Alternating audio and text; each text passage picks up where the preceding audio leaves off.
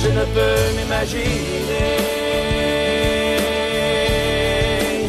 Je ne peux m'imaginer. Je ne peux m'imaginer.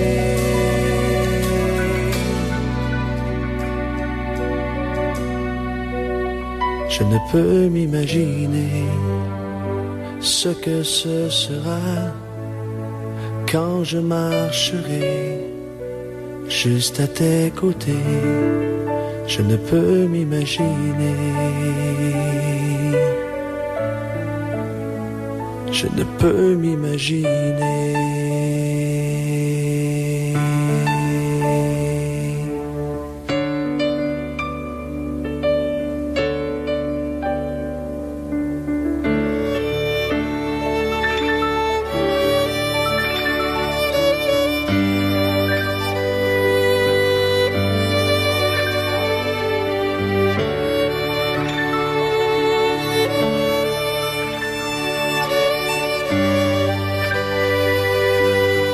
Bonsoir bien-aimés dans le Seigneur, bonsoir amis et auditeurs, il est 15h30 sur les antennes de la radio Restauration et qui émet depuis le Brésil, dont la transmission est assurée par ce ministère, Assemblée de Dieu, ministère Restauration. Donc nous sommes très heureux de vous retrouver encore cet après-midi. Également nous allons dire à ce dernier jour du mois de janvier, qui marque ainsi la fin de ce premier mois de l'an de 2023. Nous voulons bénir le Seigneur qui nous a donné encore la grâce, ou alors qui nous donne la grâce et le privilège de pouvoir nous retrouver ensemble pour pouvoir partager ces études bibliques que nous avons que nous avions en fait l'habitude de transmettre l'année passée, l'année 2022, également dans les années antérieures. Donc c'est avec beaucoup de plaisir que je vous retrouve encore, bien-aimés dans le Seigneur, dans cette programmation. Alors ce soir, le thème s'affiche certainement au bas de votre petit écran, pour ceux qui nous accompagnent sur YouTube, mais pour ceux qui nous accompagnent également au travers de la radio, cela ne s'affiche certainement parce que vous n'avez pas d'image, mais le thème est connaître personnellement Jésus-Christ et la puissance de sa résurrection qui opère en nous, ou alors qui opère en moi, si nous prenons de manière personnelle et de manière individuelle. Alors, juste avant de pouvoir commencer et échanger ensemble sur ce thème, alors je voudrais que nous puissions prier le Seigneur, que nous puissions demander sa grâce, que nous puissions demander l'intelligence et la sagesse à notre Dieu, afin que son esprit encore puisse nous conduire pendant ces minutes que nous serons ensemble, que nous serons en train d'étudier sa parole, que nous serons en train de partager ensemble sur ce thème pour notre croissance et pour notre édification spirituelle. Seigneur, nous te bénissons, nous te louons encore pour ce privilège que nous avons d'être là, de nous retrouver encore en cette année 2023 pour pouvoir continuer à partager ta parole avec nos auditeurs. Seigneur, je veux te prier afin que tu puisses encore nous conduire, que ton esprit, Seigneur Dieu, soit au milieu de nous. Ceux-là, Seigneur, qui sont déjà connectés, bien comme ceux-là qui vont se connecter peut-être d'ici peu, ou alors qui vont voir ce programme quand il sera déjà terminé. Je te prie, Seigneur, que ta grâce soit avec chacun de nous, dans le nom puissant de Jésus. Amen. Alors, l'année passée, donc, nous avons abordé un thème sur la croissance spirituelle. La croissance spirituelle, et je pense qu'il est encore bon train que nous puissions partager, en fait, rappeler ce thème. Nous avons vu cette croissance qui se réalise en fait en 6 étapes. La première étape, nous avons vu que pour véritablement grandir spirituellement, il faut avoir le désir. Il faut avoir le désir. Le désir est quelque chose de fondamental. Bien entendu, nous ne sommes pas tout simplement en train de parler de la motivation parce que nous savons que nous ne pouvons pas axer un développement, on va dire, durable basé sur les émotions, parce que les émotions, elles viennent et elles s'envolent. Il y a un moment où tu es plus animé, des moments où tu es moins animé, mais c'est plus que de l'émotion. Alors, nous avons donc vu que pour grandir spirituellement, nous devons avoir le désir, nous devons avoir la soif. Nous devons avoir la soif de pouvoir le faire. Mais si quelqu'un n'a pas faim, si quelqu'un ne désire pas quelque chose, vous ne pouvez pas obliger la personne à pouvoir le faire ou alors à pouvoir obtenir quelque chose. Donc, voilà pourquoi la partie fondamentale que nous avons étudiée, c'était sur désirer connaître Dieu. Alors voilà, le Seigneur Jésus dans les béatitudes il dit heureux ceux qui ont faim et soif de justice. Et nous savons que la justice ici, c'est Jésus-Christ. Heureux ceux qui ont faim et soif de pouvoir connaître Dieu. La faim et la soif est quelque chose qui peut être bonne. Et en fonction du contexte que nous nous trouvons. Et nous sommes en train de parler du contexte spirituel. Donc, la faim et la soif est quelque chose qui est fondamental. Alors, naturellement, lorsqu'une personne a faim, lorsqu'une personne a soif, elle n'est pas claustrée, elle n'est pas enfermée, mais elle va chercher la chose pour pouvoir. Nous savons que le psalmiste utilise cet animal, la biche, parce qu'elle est dotée d'une capacité assez fondamentale dans la recherche de l'eau. C'est un animal qui boit d'énormes quantités d'eau et en réalité sa survie est basée sur son alimentation et il faut le dire, son alimentation beaucoup plus en eau. Et alors, selon les recherches, la biche est capable de pouvoir sentir le flair, de pouvoir flairer l'eau à des dizaines de kilomètres. Et également dans une profondeur, au moins à pas des kilomètres, à des mètres donc, en dessous du sol. Elle est capable de pouvoir sentir cela. Alors, et le psalmiste, en utilisant cette image de la biche qui a soif de Dieu, et il dit comme une biche soupire après des courants d'eau, ainsi mon âme a soif, mon âme désire te connaître. Donc le psalmiste était en train de dire qu'il a soif de pouvoir connaître Dieu. Son âme est en train de rechercher le Seigneur. Et c'est quelque chose de fondamental que nous devons avoir comme enfants de Dieu. Si nous voulons véritablement grandir spirituellement, notre prière doit être tout le temps, Seigneur, crée davantage cette faim et cette soif en moi de te connaître. Et alors, lorsque la faim et la soif y est, il en va de soi que maintenant, nous passons à l'étape supérieure, qui est la recherche. Chercher l'Éternel pendant qu'il se trouve. Et nous connaissons ce fameux passage, demandez et l'on vous donnera, cherchez et vous trouverez, et frappez et l'on vous ouvrira. Donc, la recherche est la deuxième étape, c'est qui nous conduit véritablement à pouvoir connaître le Seigneur. Donc, on a soif de la présence du Seigneur, on est animé d'un désir de pouvoir connaître le Seigneur, et ce désir est comme un propulseur qui va nous conduire à pouvoir véritablement connaître Dieu. Et nous avons vu dans le livre de Jean, le chapitre 8, le verset 32, « Et vous connaîtrez la vérité, et la vérité vous affranchira, ou la vérité vous rendra libre. » Vous voyez, la liberté, elle vient avec la connaissance. Et la connaissance, elle vient avec la recherche. Et la recherche, elle vient avec la soif. Amen. Donc, ce sont ces différentes étapes que nous avons vues. Nous avons soif de pouvoir connaître Dieu. Cela nous pousse à pouvoir chercher Dieu. Nous avons la connaissance de Dieu. Et lorsqu'on a la connaissance de Dieu, on est libre. Donc, la connaissance, bien entendu, va produire en nous la foi, va générer en nous la foi, va générer en nous la confiance. Et cette confiance, davantage, va produire dans notre vie la liberté. Donc, voilà un peu ce que nous avons essayé de manière résumée. Nous avons abordé cela dans plusieurs leçons l'année dernière. Et cette année, nous allons continuer avec ce thème, connaître personnellement Jésus-Christ et la puissance de sa résurrection qui opère en nous. C'est quelque chose de fondamental. Le temps que nous vivons, bien-aimés dans le Seigneur, est un temps où j'ai toujours l'habitude de dire, et nous pouvons le constater, nous avons le temps pour beaucoup de choses. Les hommes ont le temps pour beaucoup de choses. On a le temps pour pouvoir s'alimenter, on a le temps pour pouvoir dormir, on a le temps des loisirs, on a le temps des divertissements, on a le temps pour beaucoup de choses, mais on a très peu de temps pour pouvoir chercher Dieu, pour pouvoir nous asseoir et laisser Dieu nous parler. Or, nous savons que dans n'importe quelle relation humaine, pour pouvoir connaître une personne, tu as besoin de passer du temps avec cette personne. Si tu ne passes pas du temps avec cette personne, c'est clair que tu ne vas pas connaître cette personne. Je ne peux que dire que je te connais, que je connais une personne, si je passe du temps avec cette personne. Donc, le temps est un élément fondamental. Le temps est un élément fondamental pour pouvoir connaître Dieu. Donc, mais malheureusement, les moments que nous sommes en train de vivre, c'est un moment où il y a beaucoup de distractions.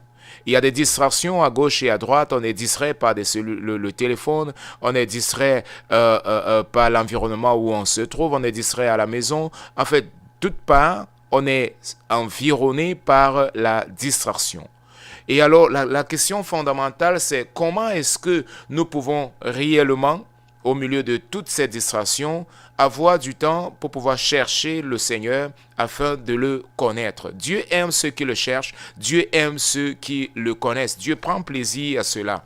Nous avons lu en Somme le chapitre 9, le verset 10. Si vous avez votre Bible, nous allons lire le Somme, le chapitre 9, le verset 10. Ceux qui connaissent ton nom se confient en toi, car tu n'abandonnes pas ceux qui te cherchent, ô Éternel.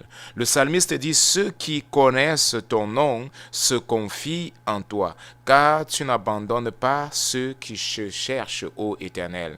Donc, regardez, le psalmiste commence par dire, ceux qui connaissent. Parce que c'est cela, ceux qui connaissent confient. Si tu ne connais pas, tu ne confieras pas. Si tu n'as pas cette connaissance, et lorsqu'il parle de la connaissance, il ne s'agit pas d'une connaissance à peine théorique, mais il s'agit d'une connaissance par l'expérience. Il s'agit de la connaissance, d'avoir l'intimité avec cette personne. Donc, ceux qui connaissent Dieu véritablement confient. Et vous allez voir que ce qui fait la différence dans la vie de plusieurs personnes, de plusieurs chrétiens, vous allez voir, c'est la confiance que la personne a. Et cette confiance découle en réalité du temps que la personne a développé avec Dieu. Donc vous allez voir, devant une même situation, la réaction de deux chrétiens serait complètement différente. L'une va peut-être dire, oh, il n'y a pas d'espérance, il n'y a pas d'espoir, et nous allons abandonner. Je vais vous dire, il y a des cas bibliques. Vous connaissez le cas, par exemple, de Josué, avec les 12 espions qui avaient été envoyés pour aller espionner, nous allons dire comme ça, la terre. Et lorsqu'ils sont arrivés, qu'est-ce que la Bible nous dit? Tous ont vu, et tous étaient dans cet endroit, tous ont vu les géants, comme on va dire, ainsi. Mais sauf que Josué et Caleb ont eu les yeux de la foi. Ils ont eu de la confiance en Dieu. Ils connaissaient Dieu. Ils avaient déjà vu ce que Dieu avait réalisé dans leur vie.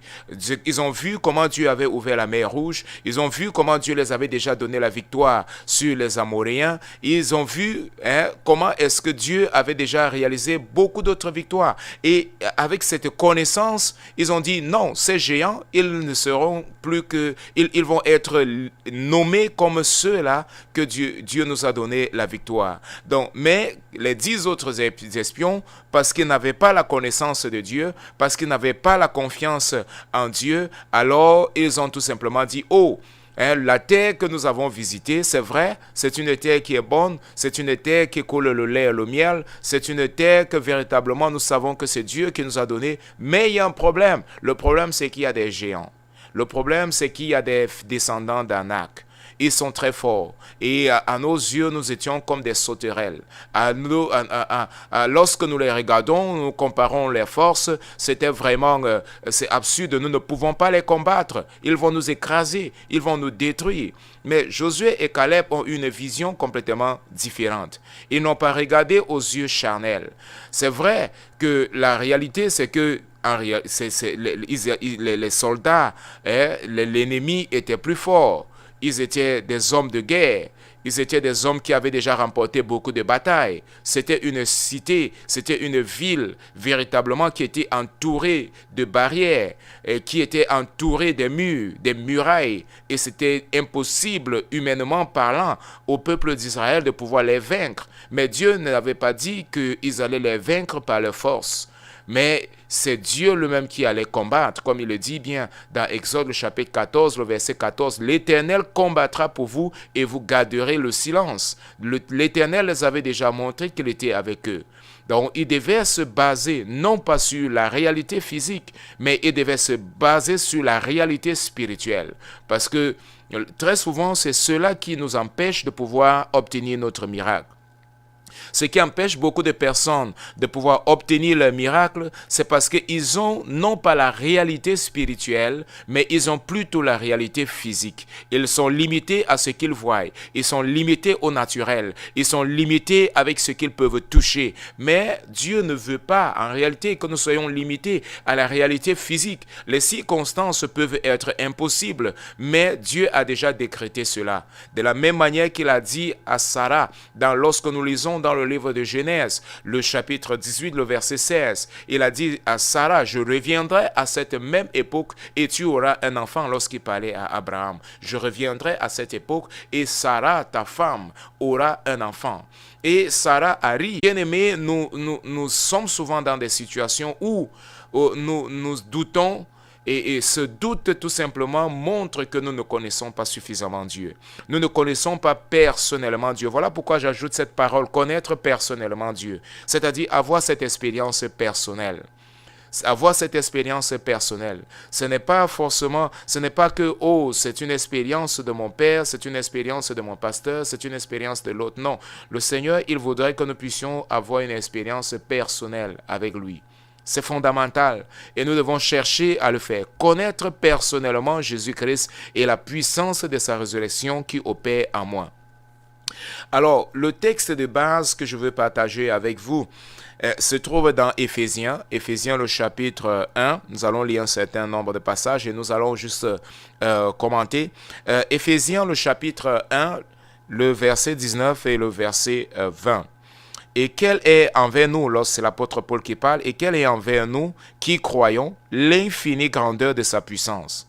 L'infinie grandeur de sa puissance, se manifestant avec efficacité par la vertu de sa force. Verset 20. Il l'a déployé. Il a déployé quoi? Il a déployé cette puissance. Dieu a déployé cette puissance. Comment? En Christ. Il a déployé la même puissance. Il a déployé cette puissance, cette force en Christ, en le ressuscitant des morts et en le faisant asseoir à sa droite dans les lieux célestes. C'est fantastique lorsque nous lisons ce passage. Cette puissance que Dieu a déployée en Christ, en le ressuscitant d'entre les morts et en le faisant asseoir à sa droite dans les lieux célestes. C'est fantastique. Donc, voilà la caractéristique de cette puissance que Dieu a déployée. Et c'est quelque chose de fondamental et c'est une très grande révélation que Dieu nous donne au travers de sa parole. Il dit la même puissance qu'il a déployée en Christ, en le ressuscitant d'entre les morts, cette même puissance opère en moi, opère en toi, opère en chacun des chrétiens.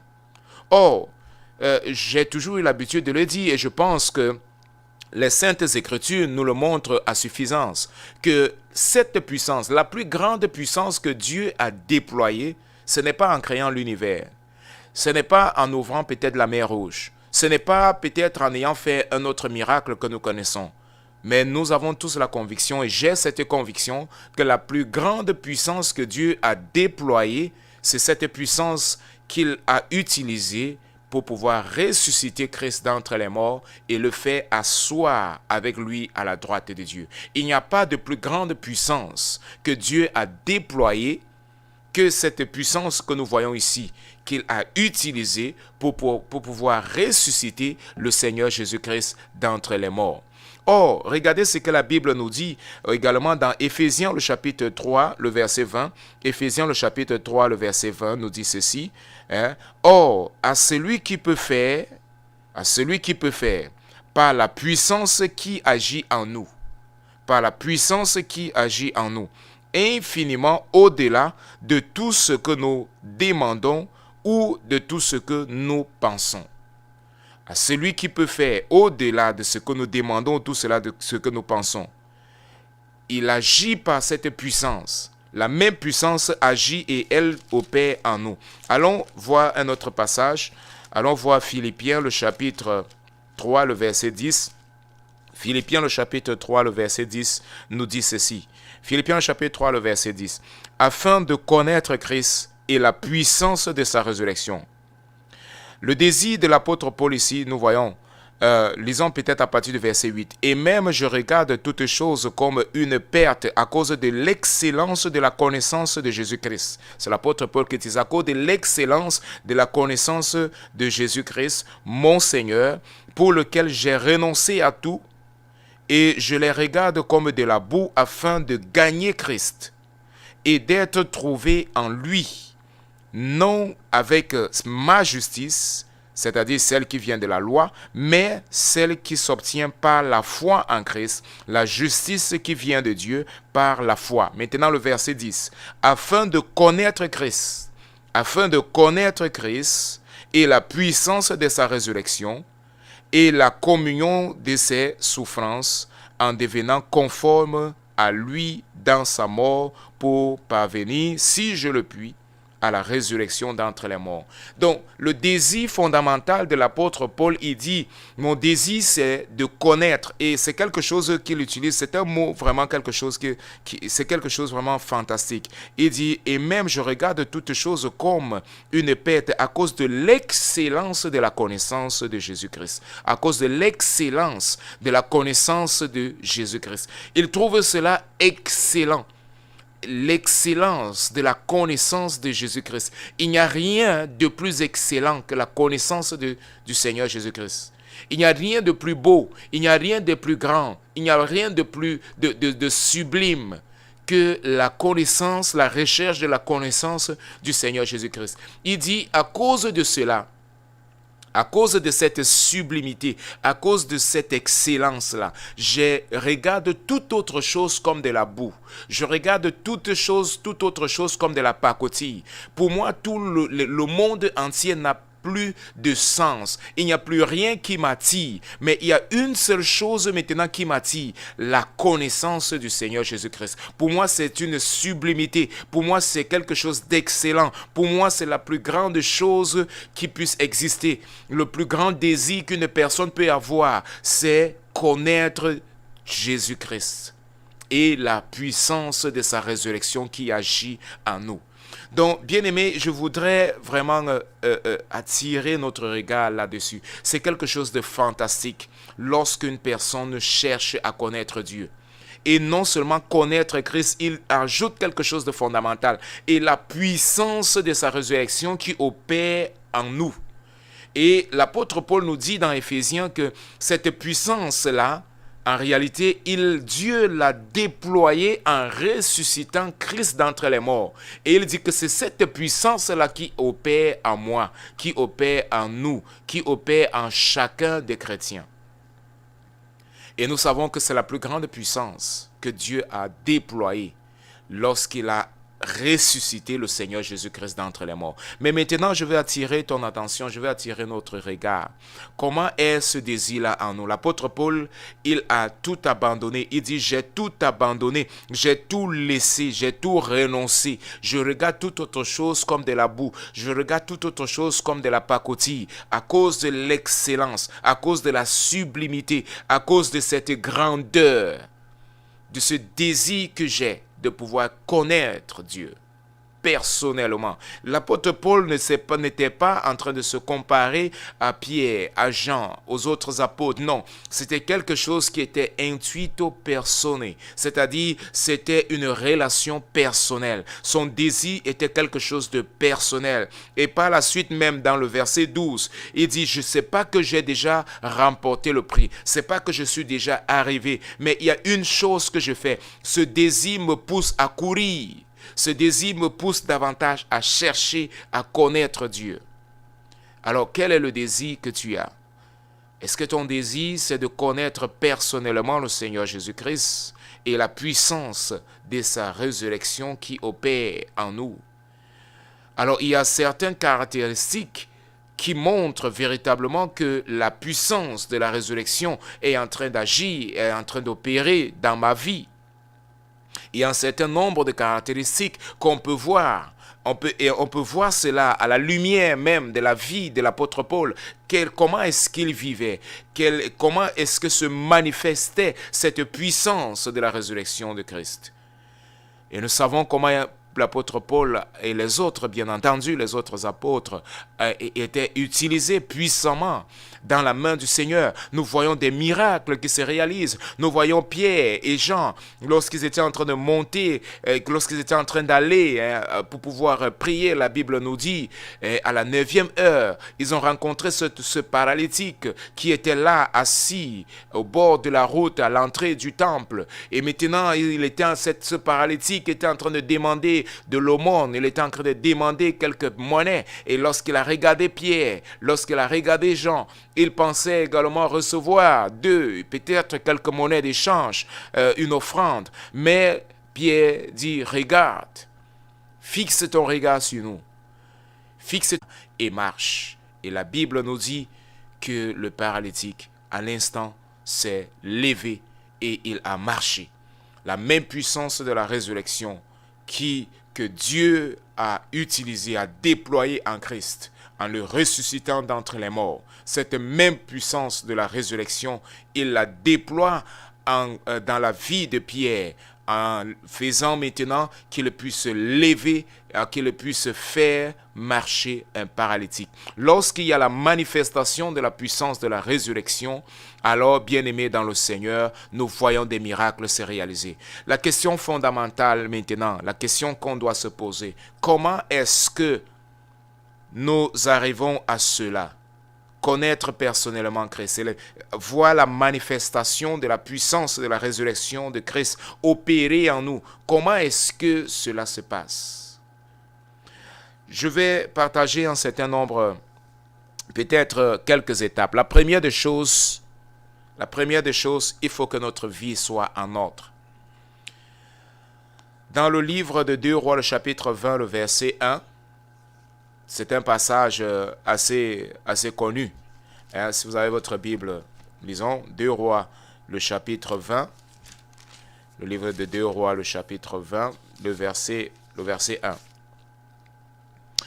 En ce temps-là, Ézéchias fut malade à la mort. Le prophète Isaïe, fils d'Amos, ou d'Amoth, vint auprès de lui et lui dit, « Ainsi parle l'Éternel, donne des ordres à ta maison. » D'autres versions, c'est « Mets ta maison en ordre, car tu vas mourir et tu ne vivras plus. » La première des choses, c'est que le chrétien, si nous voulons véritablement voir la puissance de la résurrection de Christ opérer dans nos vies, nous devons mettre notre vie en ordre. Ma vie doit être alignée. Je dois chercher à résoudre tout problème en ce qui concerne le péché, en ce qui concerne la dette. L'apôtre, en réalité Jean-Baptiste, il dit répentez-vous donc. Il dit, produisez plutôt des fruits dignes de repentance lorsqu'il parlait aux pharisiens et aux scribes qui venaient pour pouvoir le chercher également des alibis, pour pouvoir le condamner, pour pouvoir dire que en fait son message n'avait pas de sens parce que son message était un message de repentance, c'était un message dû. Il disait donc, produisez donc de fruits dignes de la repentance. Donc, pour quelqu'un qui veut véritablement expérimenter cela dans sa vie, expérimenter la puissance de la résurrection de Christ dans ma vie, alors je dois mettre ma vie en ordre. Je dois examiner ma vie et voir comment est ma vie. Je dois résoudre tout problème de péché dans ma vie. Je dois examiner ma vie à la lumière des Saintes Écritures. Tu dois examiner ta vie à la lumière des Saintes Écritures. Tu dois mettre ta vie en alignement, conforme à la parole de Dieu. Résous tout problème de péché dans ta vie. La deuxième des choses, les dettes. Si tu as des dettes, paye tes dettes. Ou au moins, dis à celui à qui tu dois que tu vas payer ta dette. Vous savez, beaucoup de personnes ne reçoivent pas la bénédiction parce qu'ils sont endettés et ils doivent de l'argent à des personnes. Ils doivent de l'argent à des personnes et ils ont refusé de pouvoir payer leurs dettes. Ils fuient la personne. Ce n'est pas un comportement chrétien. Mets ta vie en ordre. Et mettre ta vie en ordre, c'est résoudre premièrement le problème de péché. Deuxièmement, résoudre le problème de dette. Si tu dois quelqu'un, paye ta dette. Paye ta dette. Ou alors, si tu n'as pas encore de quoi payer, fais savoir au moins à cette personne-là que tu vas payer ta dette, que tu vas payer ce que tu lui dois, ce que tu dois à cette personne. Et livre ainsi ta conscience. Bien-aimé, c'est quelque chose de fondamental. Dieu n'aime pas, ce n'est pas une habitude chrétienne. Pour quelqu'un qui doit de l'argent à une personne et il se met à esquiver cette personne lorsqu'il la voit venir. Lorsqu'il la voit venir, la personne prend la clé des champs ou cherche à pouvoir l'esquiver. Regarde à côté et ainsi de suite. Fait semblant comme s'il ne l'a pas vu. Ce n'est pas une bonne chose. Si tu dois quelqu'un, alors résous cela. Ce n'est pas un comportement chrétien. Donc, résous le problème de dette dans ta vie. Troisièmement, paye ta dîme. Il y a beaucoup de chrétiens qui ne payent pas ou alors qui ne redonnent pas en réalité leur dîme, qui ne donnent pas la dîme. La Bible dit de manière claire, je sais qu'il y a beaucoup de sujets sur la dîme qui provoquent beaucoup de controverses et ainsi de suite, mais elle continue à être biblique. Ce n'est pas parce que les gens ont perverti quelque chose que Dieu a établi que le chrétien ne va plus obéir en disant que comme il y a des hérésies à ce sujet-là, alors je ne vais plus donner la dîme. Non, donne la dîme. La dîme, elle est biblique. Malachie, le chapitre 3, le verset 10 dit cela, apportez tous les trésors, donnez la dîme, apportez tous les trésors dans la maison du Seigneur.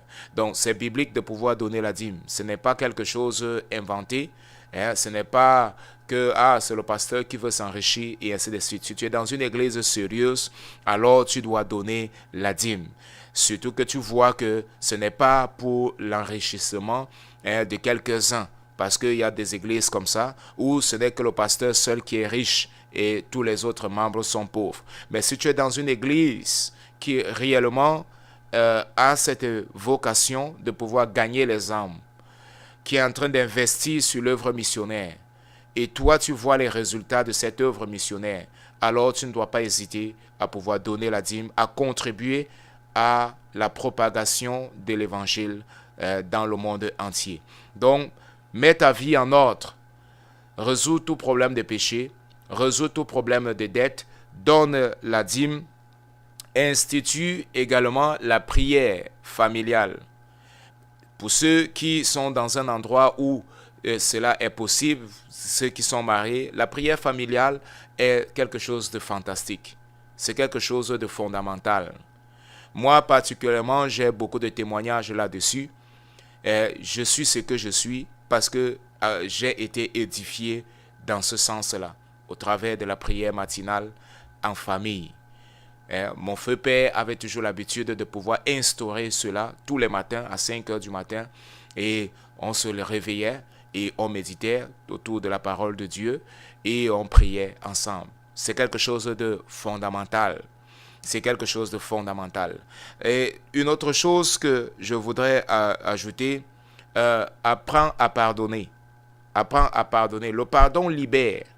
Le pardon libère. Donc, lorsque tu gardes des choses dans ton cœur, si tu te tournes un magasin, tu deviens un dépotoir. Or, ta vie ne doit pas être un dépotoir. Ton cœur ne doit pas être un dépotoir. Apprends à libérer les personnes dans ton cœur. Marche dans la liberté. La Bible dit, vous connaîtrez la vérité et la vérité vous affranchira. Apprends donc à demander pardon et apprends à pardonner toi-même. Apprends à pardonner. Ne dis pas forcément que la personne a besoin de venir demander pardon. Non, elle n'a pas besoin forcément de venir demander pardon. Non, la personne peut ne pas te demander pardon. Mais toi, à cause de cette communion que tu veux avoir avec Dieu, à cause de cette liberté que tu veux avoir, alors tu pardonnes cette personne, indépendamment de la personne te demander pardon ou non. Donc c'est quelque chose de fondamental. Demande pardon, apprends à demander pardon. Lorsque tu as fait quelque chose, tu as blessé quelqu'un et la personne te dit, oui, voilà ce que tu as fait, tu m'as offensé. alors demande pardon. C'est quelque chose c'est vrai que les gens peuvent penser que demander pardon est un signe de faiblesse, mais ce n'est pas vrai. Au contraire, c'est un signe de courage et c'est honorable. Cela montre que tu es humain, cela montre que tu es humble et cela plaît à Dieu. La Bible dit que Dieu exalte ceux qui sont humbles, mais ceux qui refusent de pouvoir se soumettre, de pouvoir s'humilier, apprendre à demander pardon, alors c'est l'orgueil et Dieu résiste aux orgueilleux. Donc, que le Seigneur te donne cette grâce de pouvoir demander pardon et apprendre à pardonner les autres. Libère-toi, rends ton cœur libre. Parce que le Saint-Esprit ne peut pas agir dans une vie qui est remplie d'amertume. Lorsque ta vie est remplie d'amertume, de condamnation, tu condamnes des personnes, tu as taché des personnes dans ton cœur, comme on a l'habitude de dire couramment là. Donc, tu n'auras pas de résultat. Tu vas empêcher la manifestation du Saint-Esprit dans ta vie. Tu vas empêcher la manifestation de cette puissance de la résurrection de Christ d'opérer dans ta vie. Donc, autre chose, c'est, il est en train de nous dire, va à gauche ou va à droite. Beaucoup de personnes veulent être conduits par le Seigneur, mais ils ne réservent pas du temps pour pouvoir méditer dans la parole du Seigneur. La Bible nous dit, heureux l'homme qui ne marche pas selon le conseil des méchants, Somme le chapitre 1er, qui ne s'arrête pas sur la voie des pécheurs et qui ne s'assied pas en compagnie des moqueurs, mais qui trouve son plaisir dans la loi de l'Éternel et qui la médite jour et nuit. Il est comme un arbre planté près d'un courant d'eau, dont le feuillage ne flétrit point, et qui donne de fruits en sa saison. Tout ce qu'il fait lui réussit. C'est quelque chose de fondamental. Si tu ne médites pas jour et nuit la parole de Dieu, si tu n'as pas tes pensées qui sont remplies par la parole de Dieu, alors tu ne pourras pas connaître ce que Dieu veut véritablement pour ta vie. Or, si tu veux vraiment marcher et plaire à Dieu, tu dois apprendre à avoir du temps, tu dois réserver du temps pour la méditation quotidienne, également pour la prière. C'est quelque chose de fondamental. Abandonne-toi totalement à Dieu. Abandonne ta vie à Dieu. La Bible nous dit, dans le Psaume, le chapitre 37, confie en l'Éternel, remets ton sort en Dieu, confie en lui et il agira. Dieu agira et il agira en son temps. Il n'agira pas en ton temps. Mais la première des choses, c'est que tu dois confier en l'Éternel. La première des choses, c'est que tu dois abandonner toutes choses entre ses mains. La première des choses, c'est que tu dois remettre ton sort à lui. Remets ton sort, remets ta vie, abandonne-toi à lui. Parce que Dieu, il a des choses, il a seulement ce qui est meilleur pour nous. Il a le meilleur, il a le bon. Vous savez, c'est vrai que lorsqu'on dit meilleur, c'est comme si le bon, on peut avoir quelque chose qui est bon. Non. J'ai souvent compris des personnes dire, ok, ce qu'on t'offre est bon, mais Dieu a le meilleur. Mais en réalité, tout ce que Dieu a est meilleur. Et le bon se trouve seulement en Dieu également. Donc il a ce qui est bon et il a en même temps ce qui est meilleur. Donc voilà pourquoi c'est bon de pouvoir s'offrir, de pouvoir s'abandonner, abandonner nos vies entre les mains du Seigneur. Dieu ne pourra que t'utiliser, ne pourra que m'utiliser si véritablement je suis disposé à remettre toutes choses entre ses mains. À remettre tout entre ses mains et sans réserve. Dans Galates chapitre 2, le verset 20, l'apôtre Paul dit, ce n'est plus moi qui vis, mais c'est Christ qui vit en moi. La vie que je vis maintenant, je ne la vis plus pour moi-même, mais je la vis en Christ. C'est Christ, ma vie entière, je l'ai remis. Voilà pourquoi le Seigneur Jésus dit, si quelqu'un veut venir après moi, Luc le chapitre 9, le verset 23, si quelqu'un veut venir après moi, qu'il renonce à lui-même et qu'il se charge tous les jours de sa croix et qu'il me suive. Donc, c'est quelque chose de fantastique. C'est quelque chose, bien entendu, que ce n'est pas facile de pouvoir renoncer à soi-même, de renoncer à son projet, de renoncer à sa propre volonté et de pouvoir se soumettre à Dieu. Mais lorsque tu parviendras à le faire, tu vas expérimenter la liberté, la véritable liberté. La véritable liberté, bien-aimée dans le Seigneur, contrairement à ce que le monde nous enseigne, la véritable liberté ne se trouve qu'en Jésus-Christ. Tu n'auras que cette liberté lorsque tu t'offriras, lorsque tu remettras toutes choses à Christ, lorsque tu ne seras pas au centre de ta vie, lorsque tu ne seras pas au contrôle de ta vie. Mais lorsque tu laisseras Christ véritablement diriger ta vie, alors tu expérimenteras la véritable liberté. La véritable liberté se trouve seulement lorsque c'est Christ qui est en train de diriger ta vie. Donc, fais cette expérience-là. Dépouille-toi de toute habitude non chrétienne. Dépouille-toi complètement de toute habitude non chrétienne. Les autres peuvent faire, mais toi non. Vous savez, c'est souvent quand même, c'est cela parfois l'erreur que nous tous nous avons, de chercher à nous comparer aux autres. De dire que mais les autres les autres sont en train de le faire. Voilà, les autres chrétiens sont en train de le faire. Pourquoi pas moi? Non, nous ne sommes pas appelés à être, à suivre, je veux dire, un même chemin. Il y a des œuvres que Dieu a préparées pour toi qui ne sont pas les mêmes que Dieu a préparées peut-être pour ton frère qui est à ton côté. Donc voilà pourquoi tu ne peux pas t'inspirer, tu ne dois pas te comparer à ton frère en disant voilà, il est en train de faire ceci, il est en train d'aller à gauche, il est en train d'aller à droite. Non, tu dois toujours tout le temps chercher à savoir qu'est-ce que Dieu veut pour moi individuellement. Donc voilà pourquoi je dis connaître personnellement Christ et la puissance de sa résurrection qui opère en moi. Je dois connaître personnellement ce que Dieu veut pour moi, ce que Dieu a préparé pour moi, qui est différent de ce que Dieu a préparé pour X ou pour Y. Donc, c'est fondamental. Alors, si je veux tout simplement commencer à me comparer à d'autres frères, à d'autres sœurs qui sont tout autour de moi, je vais perdre le but. Je vais perdre ce pourquoi Dieu m'a réellement appelé, ce à quoi Dieu m'a envoyé, ce que Dieu veut pour moi. Donc, bien-aimé, je veux t'encourager. Je veux véritablement t'encourager. Ne regarde pas à gauche, ne regarde pas à droite, mais regarde à Christ seul. Qu'est-ce que Dieu veut pour moi? Qu'est-ce que Dieu a préparé pour moi? Quelle est l'œuvre que Dieu a préparée pour moi que je puisse réaliser de mon vivant sur la terre? Je ne sais pas quel âge tu as. Peut-être 20 ans. Peut-être 25 ans, peut-être 30 ans, peut-être 35 ans, mais je veux te dire, je veux te rassurer qu'il y a des œuvres que Dieu a préparées pour toi que tu dois réaliser. Et pour que tu puisses réaliser ces œuvres, tu as besoin de connaître personnellement Jésus-Christ. Et c'est lui seul qui va te révéler les œuvres, ce qu'il veut que tu fasses. C'est lui seul qui va te révéler cela. Donc tu dois développer cette intimité avec lui. Tu dois développer cette communion avec lui. Il veut t'utiliser différemment.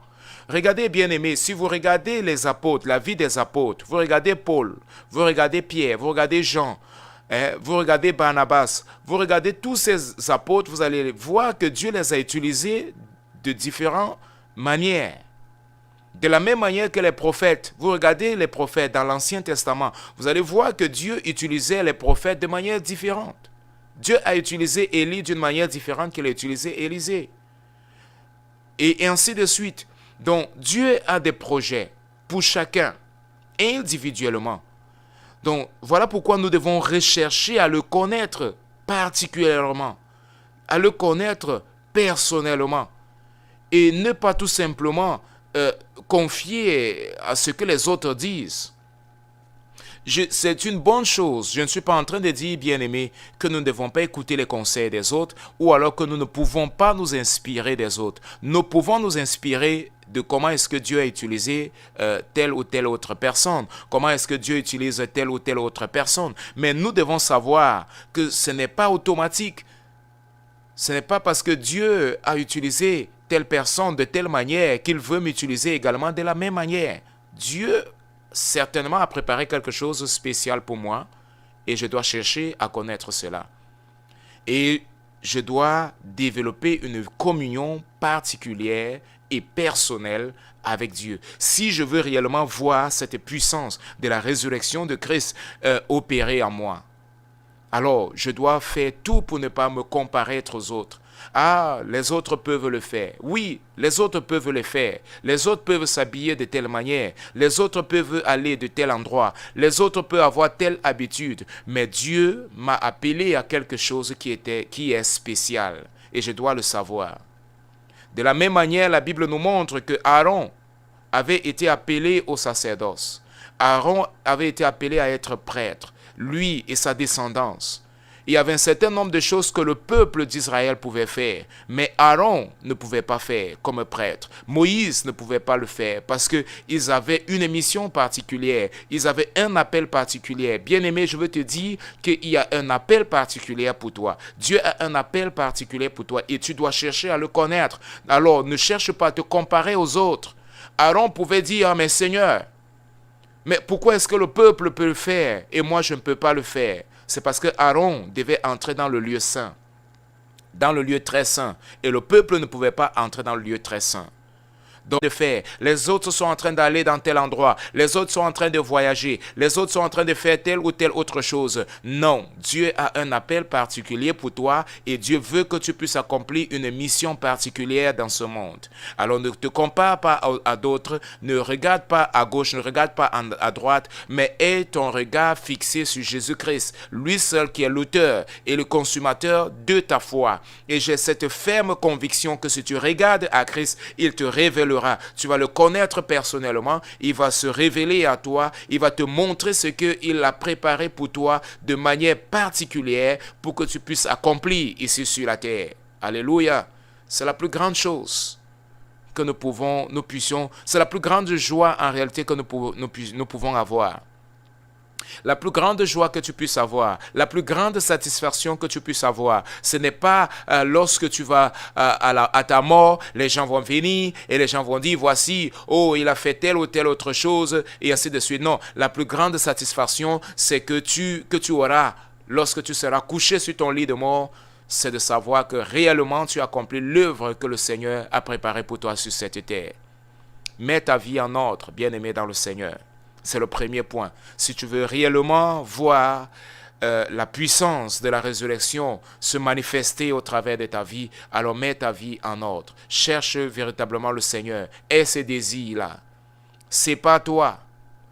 Le Seigneur pouvait dire à Josué, sanctifiez-vous parce que demain, le Seigneur va réaliser des miracles.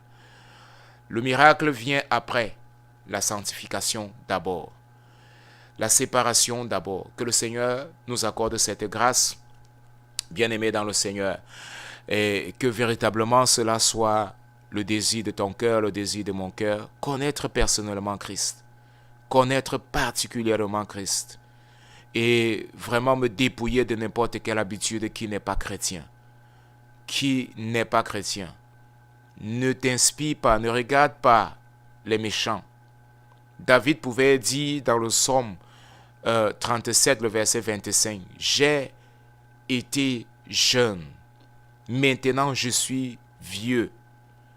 Je n'ai jamais vu le juste être abandonné, ni sa descendance mendiant son pain. » David était en train de dire qu'en réalité, j'ai de l'expérience. J'ai vu que Dieu n'abandonne pas le juste. Et j'ai vu que Dieu également ne laisse pas mourir de faim la descendance du juste. Parce que Dieu est fidèle. Dieu est fidèle. Donc que le Seigneur t'accorde cette grâce, que le Seigneur m'accorde cette grâce. Nous allons prier. Nous allons demander vraiment que le Seigneur nous aide. Que le Seigneur nous aide à mettre notre vie en ordre. En cette année 2023, je ne sais pas, bien-aimé dans le Seigneur, peut-être comment est-ce que tu as commencé cette année? Nous sommes en train de terminer déjà le premier mois, le mois de janvier. Demain déjà, nous rentrons dans le mois de février. Mais tu as encore du temps pour pouvoir arranger ta vie, mettre ta vie en ordre, pour pouvoir prendre une décision et dire vraiment, cette année 2023, je veux que les choses soient différentes. Je veux que ma vie soit transformée. Je veux connaître personnellement le Seigneur Jésus-Christ. Je veux me dédier à connaître sa parole. Je veux réserver du temps pour méditer sa parole. Je veux réserver du temps pour la prière, pour le chercher, pour le connaître davantage, personnellement. Les autres peut-être n'ont pas le temps pour pouvoir le faire. Les autres peut-être sont occupés avec beaucoup d'autres choses dans du monde. Les autres peuvent être en train de rechercher ceci ou cela, mais moi je veux le faire. Je veux me dédier à cela. Je veux connaître personnellement Christ et la puissance de sa résurrection qui opère en moi. Seigneur, merci pour ta grâce, merci pour ta parole. Merci Seigneur Dieu pour ce moment que nous avons passé ensemble. Aide-nous, aide chacun Seigneur Dieu des auditeurs. Aide chacun de nous Seigneur, véritablement à te connaître personnellement. À te connaître personnellement, à connaître cette puissance. Ô Seigneur Dieu, que tu as déployée en Christ, en le ressuscitant d'entre les morts. Et cette même puissance, ta parole dit, elle opère en nous. Nous, Seigneur Dieu, qui sommes chrétiens. Ô Dieu, aide-nous. Aide-nous véritablement à vivre cela, à expérimenter cela, Seigneur.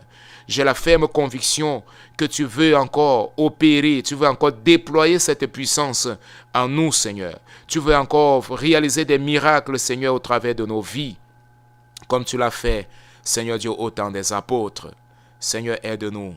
Aide-nous, Seigneur Dieu, à pouvoir nous séparer, à mettre nos vies en ordre, à être, Seigneur Dieu, dans des conditions, Seigneur, pour pouvoir être conduit par toi, par ton esprit.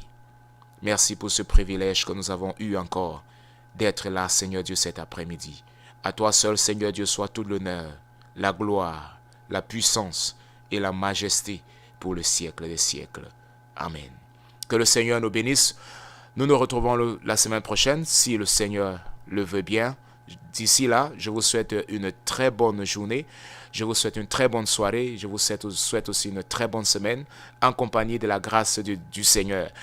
Connaître personnellement Christ et la puissance de sa résurrection qui opère en nous. C'est notre thème de cette année 2023 et que le Seigneur vraiment a préparé beaucoup de grandes choses qu'il va nous accorder. Que le Seigneur vous bénisse.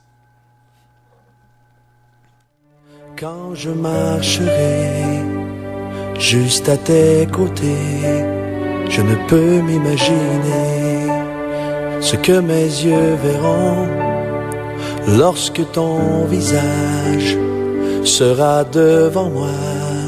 Je ne peux m'imaginer. Je ne peux m'imaginer. Entouré par ta grandeur, mon cœur va-t-il frémir? Danserai-je pour toi, mon Jésus? Serai-je saisi par la peur? Devant toi resterai-je debout? Vais-je tomber sur mes genoux? Chanterai-je Alléluia? Est-ce que je pourrais te parler? Je ne peux m'imaginer. Je ne peux m'imaginer. Je ne peux m'imaginer le jour où tu viendras pour me retrouver debout devant toi. Je ne peux m'imaginer quand tout ce que je ferai sera de t'adorer pour l'éternité. Je ne peux m'imaginer. Je ne peux m'imaginer. Entouré par ta grandeur, mon cœur va-t-il frémir? Danserai-je pour toi, mon Jésus? Serai-je saisi par la peur? Devant toi resterai-je debout? Vais-je tomber sur mes genoux? Chanterai-je Alléluia? Est-ce que je pourrais te parler? Entouré par ta grandeur, mon cœur va-t-il frémir?